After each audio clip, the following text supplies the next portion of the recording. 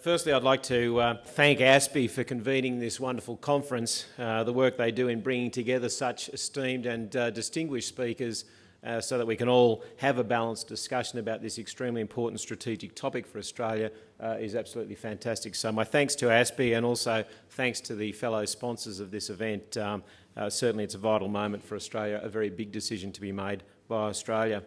I thank them for bringing together our very important speakers. The first speaker today, you're the Minister for Defence, David Johnston, absolutely tremendous outline of the topic. And the next speaker, no one in Australia has a more direct, significant stake in the submarine choice for the future, both from a strategic outcomes point of view, what the submarine will deliver for Australia, the technology that will be employed, the ability to sustain that technology, and above all, the direct stake in the crews and the people that will be asked to put to sea and deliver those strategic outcomes through the submarine choice that will be made for Australia.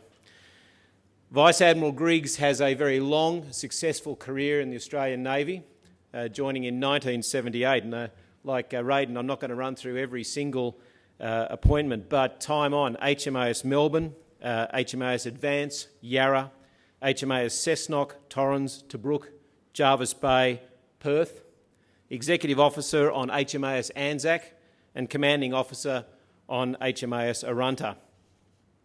The head of the Australian Amphibious Task Group.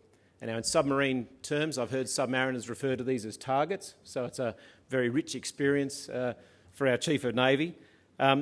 He's gone on from those commanding roles in ships, surface ships, to take on the role as Deputy Fleet Commander, member of the Defence White Paper team from 2009, Deputy Head of Strategic Reform and Governance, and Deputy Chief of Joint Operations.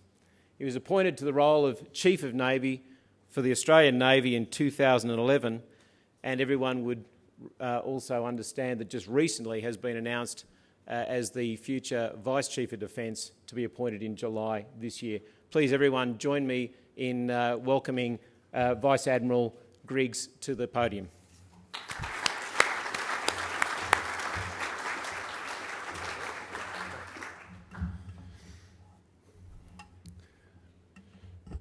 Minister, Stephen Leslie, Peter Jennings, former Chiefs of Navy and Chiefs of Naval Operations. I think we've got a couple sprinkled through the audience, ladies and gentlemen.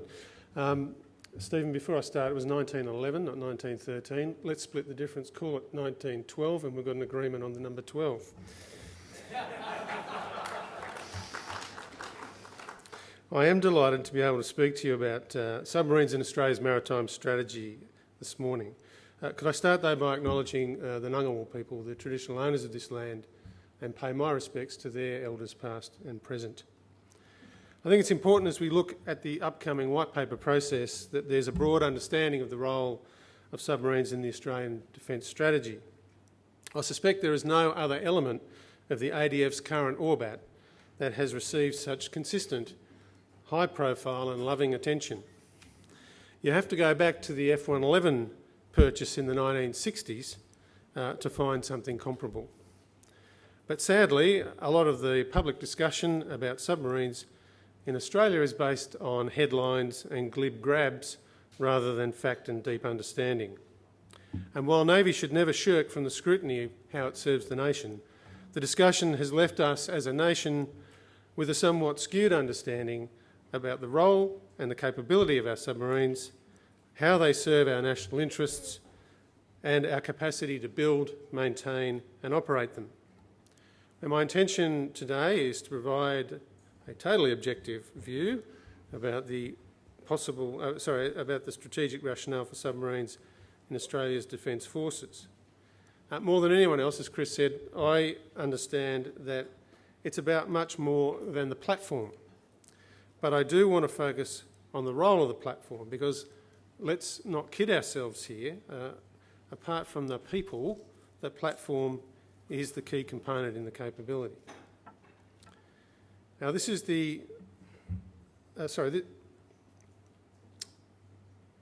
before I delve into the role of submarines, there are a few things about Australia's maritime strategy that I think are worth setting out. The first is that maritime strategy is not naval strategy, and as an inherently joint officer, it's important that I make that point. The maritime strategy is much broader. We have the first slide, please.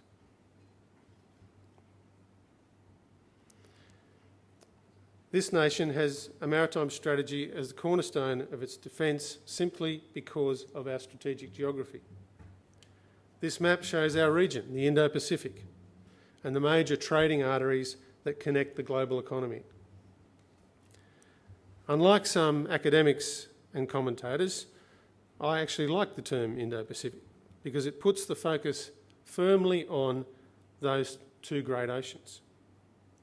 Our nation's security, prosperity and way of life are completely dependent on what travels on and over the world's oceans. And our maritime resources are increasingly significant to the operation of our national economy. It's difficult to overstate how important this is to Australia. Many take the smooth functioning of our globally connected, just-in-time economy for granted. For most, their outlook is shaped by seeing a system that works every day. My job, along with the other defence chiefs, is to envisage and plan to mitigate circumstances where that system is in fact disrupted. Just think about our national situation with significant disruptions to the global trade in petroleum, iron ore, natural gas, coal or wheat. The recent NRMA study on Australia's liquid fuel security is for me a significant case in point. Who here is really comfortable that a serious interruption to our liquid fuel supplies would within a month have significant impacts on our economy and our society? I don't think people really think about that.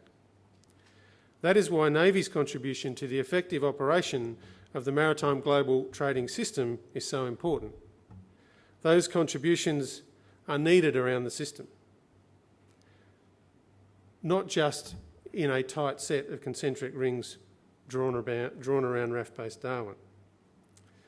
These contributions are more sophisticated than traditional notions of SLOC protection, and I think that's something that we need to explore in a lot more detail. So as we discuss the role of submarines in our national maritime strategy, it's important to keep in mind the stakes that we're considering. As the Prime Minister and many others have recently pointed out, it's difficult to predict exactly what the future holds. What we do know is what's of value to Australia, where it is, and how we can contribute to its preservation. This puts us in the best possible position to shape and respond to future events. The Navy has an important role to play in a maritime strategy, but it is just one component of the military element of national power, and only one of the players, both militarily and more broadly, across our national security effort. I've spoken about this in detail elsewhere, so I won't harp on it today. However, it's important to appreciate the context. Submarines are a critical element of our maritime strategy. That they are worthy of such detailed individual consideration is one indicator of their significance. Australia has operated submarines, as you've heard this morning, on and off for a century. Next month it will be 100 years since the arrival of our first submarines, AE1 and AE2, into Sydney Harbour. And we've operated large, and amongst the largest in the world, long-range conventional submarines for almost 50 years. And the reasons for this are a combination of our strategic geography and the design challenge of balancing submarine size, endurance and power. Turning first to our strategic geography, it's worth appreciating, particularly for those from overseas, just how large Australia is and just how large the Indo-Pacific is. If we could have the next slide.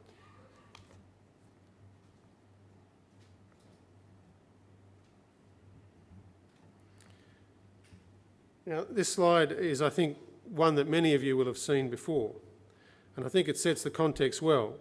particularly noting that it is through their capacity to patrol well beyond Australia's shores that our submarines generate the most effect. Now, this slide is not designed to denigrate any submarine design, but simply to make the point that each nation needs a design suited to their own circumstances. Designing a boat to operate in the Baltic is akin, in geographical area terms, for us, to design a boat to operate in the Gulf of Carpentaria. It's entirely satisfactory for one country, but clearly doesn't meet the needs of another. Now, the Oberon class we purchased in the 1960s were amongst the largest conventional submarines in the world at the time. They were designed and built for operations around the world and had the range and endurance for that purpose. Subsequent classes of British submarine were nuclear powered, with the exception of the Upholder class, which was built for a specific Cold War purpose. At this point, it's worth addressing the issue of nuclear-powered submarines just to preempt the inevitable questions. Nuclear power is certainly a very effective way of powering a submarine, but it is not an inexpensive or simple drop-in alternative to a diesel-electric power plant. There is, as you know, a large shoreside infrastructure cost and a big workforce impost, not just in numbers of people, but in the long-term investment in human capital that we simply haven't made. An investment that is crucial to the safe operation of a fleet of nuclear-powered ships.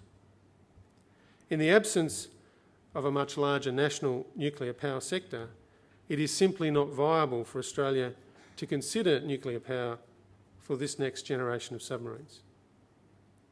And given that large conventional submarines are the most appropriate for our circumstances, it's also important to understand the consequences of such a decision, particularly given how tightly integrated is the submarine design process.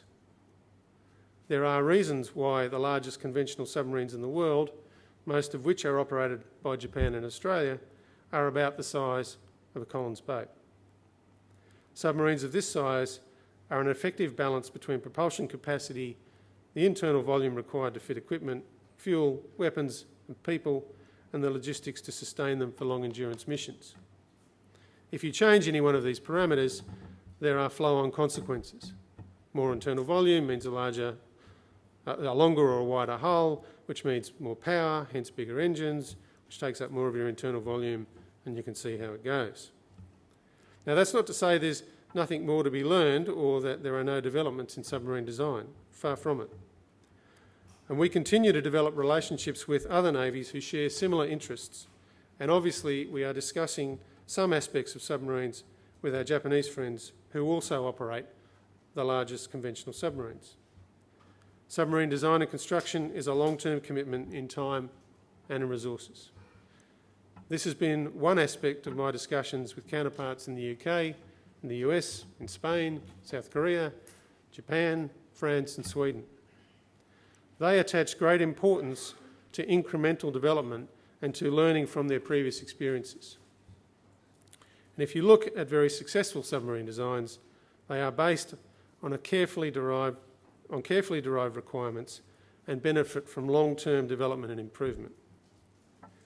This is best demonstrated by the success of the Virginia SSN program in the US and the incremental development approach followed by Japan with the development of their submarines.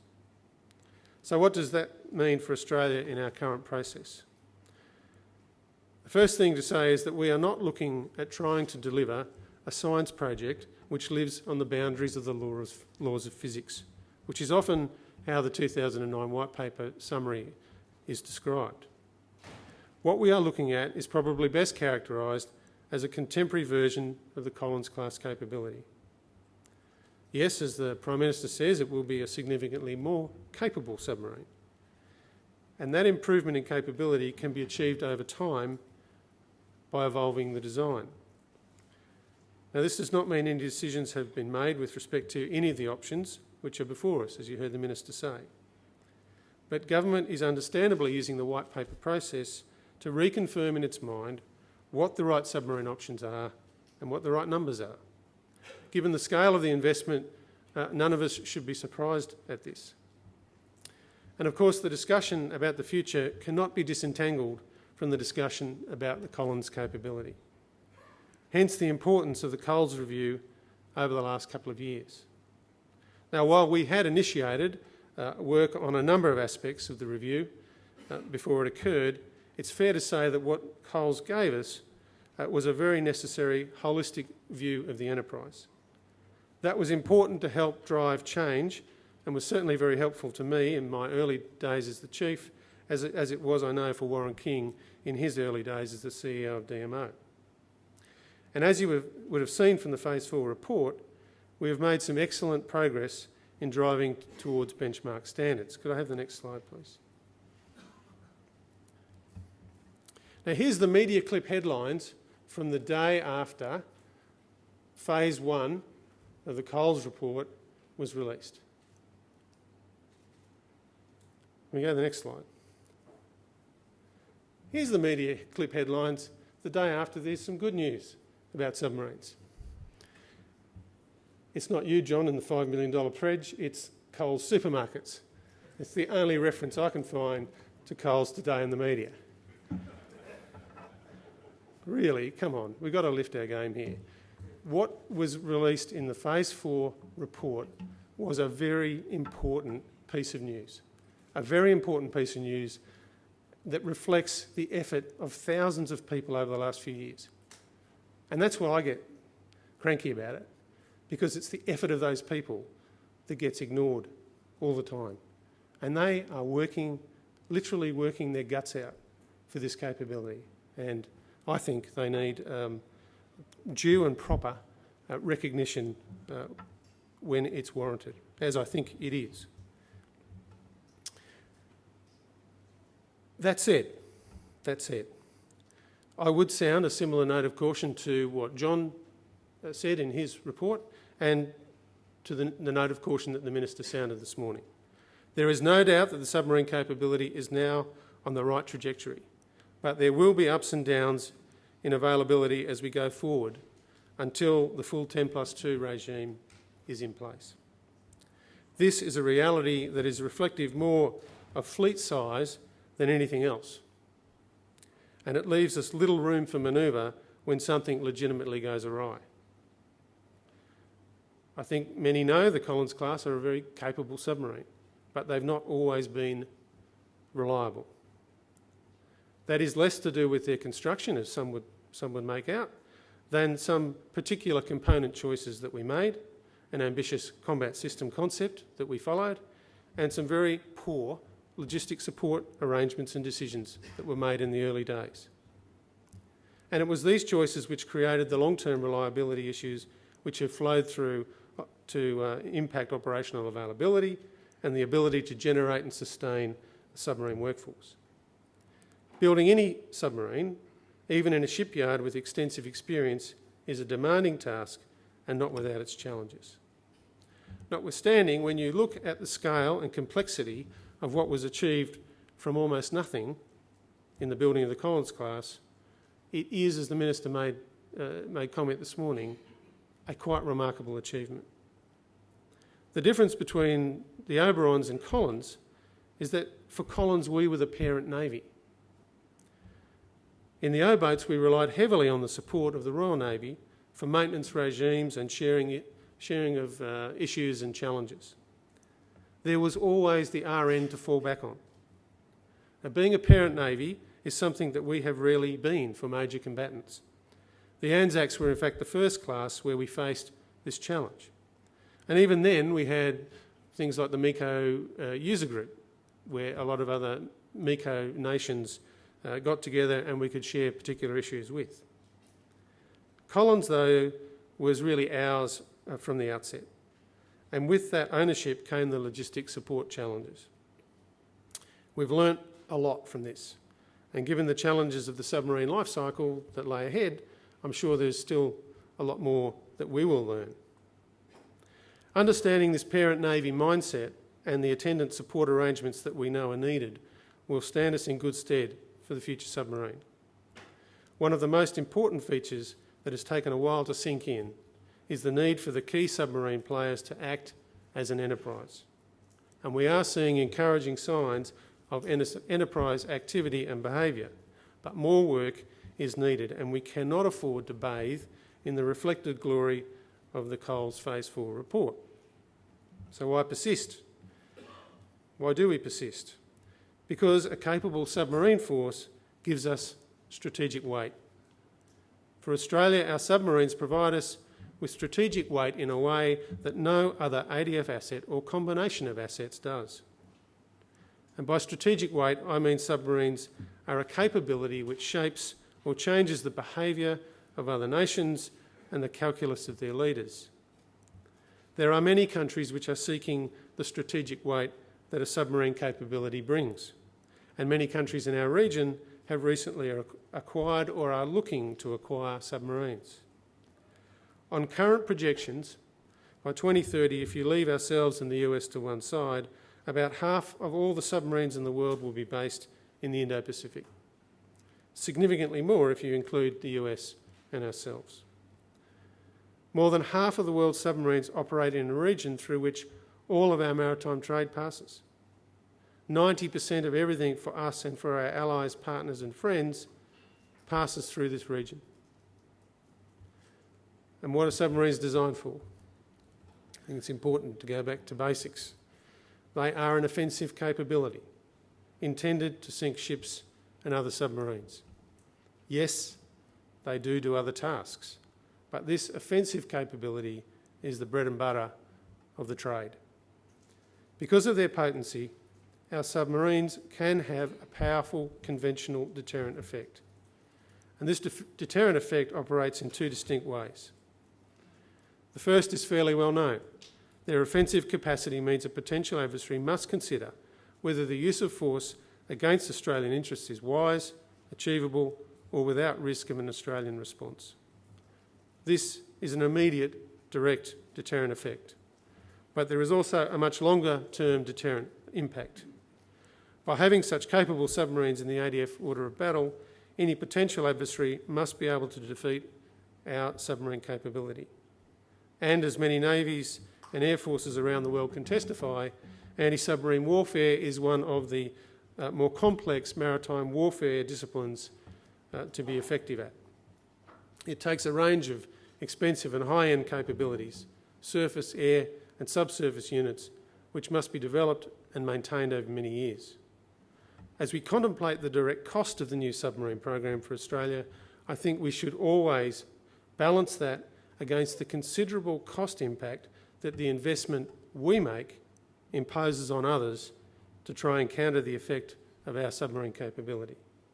This aspect of the submarine discussion is largely absent in the public domain. If we are truly thinking strategically, it needs to be there, front and centre. Submarines provide Australian governments with options to take action in our national interest. Importantly, the government can exercise these options to act at any time of Australia's choosing and under almost any conceivable threat scenario. And we can act as our interests dictate, either as part of an alliance, within a coalition, or if the need be, unilaterally.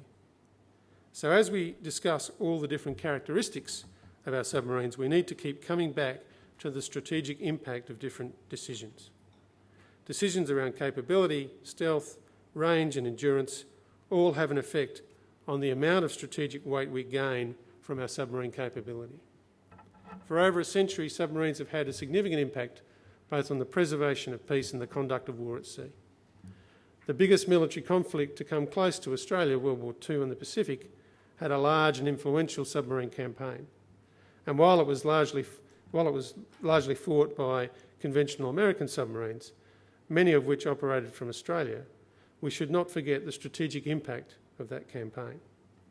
And we can't say exactly when or where Australia will need its future submarines and all the strategic weight that they bring. But their deterrent effect will continue to play a significant role in contributing to the security of our inherently maritime region through their preparedness to fight and win at sea. Thank you.